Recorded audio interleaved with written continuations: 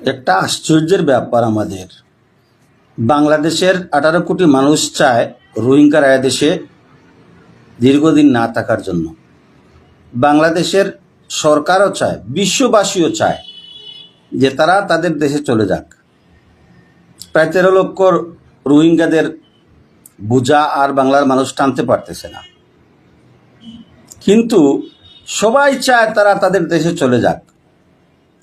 আশ্চর্যের ব্যাপার হলো 71-এ যেভাবে ভারত থেকে আমাদের মুক্তিযোদ্ধা, আমাদের পূর্বপুরুষরা বাংলাদেশে প্রবেশ করে হামলা করেছে, অতঃপর যুদ্ধ করে স্বাধীন করে দেশে তারা পুনরায় ফিরে এসেছে, তেমনিভাবে আমরা খবর নিয়ে যেটা জানতে পেরেছি, রোহিঙ্গারা তারা তাদের নিজের জীবনের ঝুঁকি নিয়ে আরাকানে গিয়ে তারা অ্যাটাক করতেছে। আমরা খবর পাচ্ছি তারা অ্যাটাক করতেছে, বারবার মগবাজিদের উপর, নাসাক্কাদের উপর হামলা করতেছে। হামলা করে তারা তাদের জীবনের বিনিময়ে অনেকে মারাও যাচ্ছে, শহীদ হচ্ছে। জীবনবাজি রেখে তারা যুদ্ধ করতেছে, যুদ্ধ করে চেষ্টা করতেছে তারা যেন ওই দেশটা উদ্ধার করতে পারলে তারা 13 লক্ষ রোহিঙ্গাকে নিয়ে যাবে। এতে বাংলাদেশের 18 কোটি মানুষেরও সমর্থন রয়েছে। আমার বিশ্বাস বাংলাদেশ সরকারের ঊর্ধ্বতন যারা আছে তারাও সাহায্য না করলেও তারাও তো এটা পছন্দ করবে না, এটা বুঝে আসে না।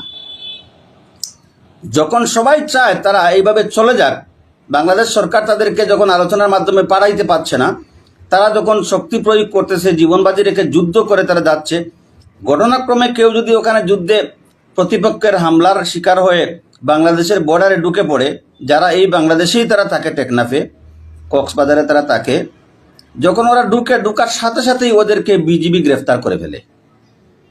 তার মানে কি? তোমরা এভাবে অ্যাটাক করো না, ওই দেশে গিয়ে হামলা করে ওই দেশকে তোমরা দখল করে যাওয়ার চেষ্টা করো না।